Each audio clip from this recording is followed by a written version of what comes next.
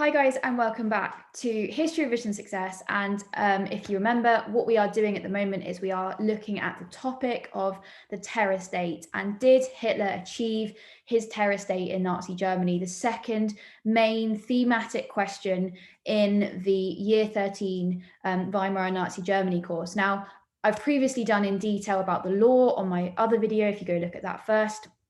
And I'm now going to talk to you about the police system.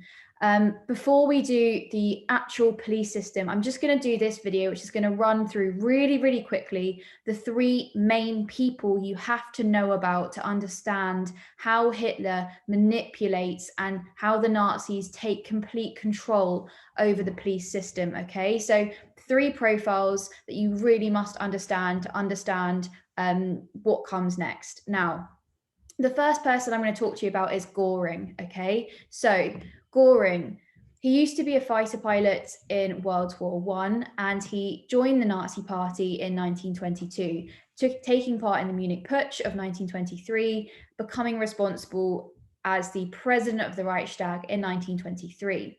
Now, in 1933, he was appointed Chancellor of Prussia and was responsible for the rebuilding of the Luftwaffe and the creation of the Gestapo.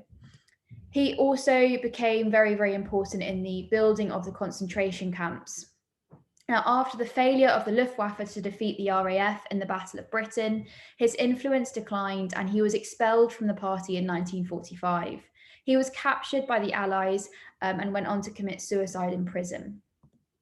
The next person, Rohm. Okay, so Rohm was an early member of the Nazi Party and a close friend and ally of Hitler. He was arrested and sentenced along with Hitler after the failed Beer Hall Putsch, and he co-founded the SA Stormtroopers. Now, Hitler saw him as a rival and he was murdered during the Night of the Long Knives. Finally, Himmler. Okay, so Himmler, arguably the most important and the victor of all of the competitive rivalry that went on between the three of these men. Now, Himmler joined the Nazi Party in 1923 and took over the SS in 1929. He gradually extended his power within the Nazi state, taking control over the police forces and running the concentration camps. During the war, the SS was responsible for carrying out the rounding up and killing of Jews in occupied countries. And near the end of the war, Himmler was appointed military commander to organize the fight against the Red Army, but was relieved of his command due to his lack of experience. Himmler betrayed Hitler and attempted to negotiate a secret deal with the Allies, a peace deal. When he was found out, he went on the run and was eventually captured by the British forces. He also committed suicide while in custody.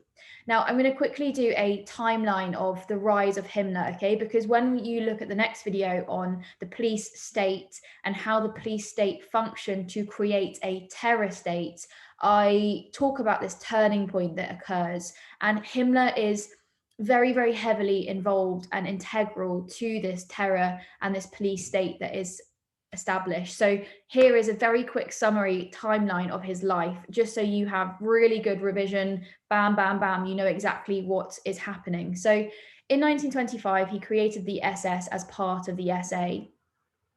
1929, he was appointed head of the SS. Now, remember, the SS at this point was almost inferior to the SA. The SA under Rohm was far more important. And we see Himmler starting on his personal competitive rivalry here with these other men that I've previously talked about. So 1934, the SS becomes independent of the SA. The Night of the Long Knives weakens the rival SA, and Himmler is at this point made inspector of the Gestapo. So he's already kind of expanding his influence and he's getting rid of his opponent. So Rohm is obviously murdered on this night. Rohm is gone.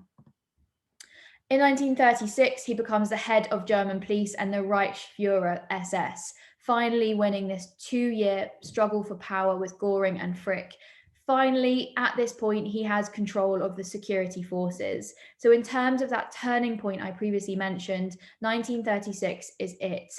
1936 is where Himmler gets sole control of the entire police network. He goes on to also create the Waffen-SS in 1939 and is appointed Interior Minister in 1943. Okay, so there's a quick fire summary of Himmler. Now go on and watch the video about the police in the terror state that will follow this one to really understand how effective the police were in creating Hitler's terror state.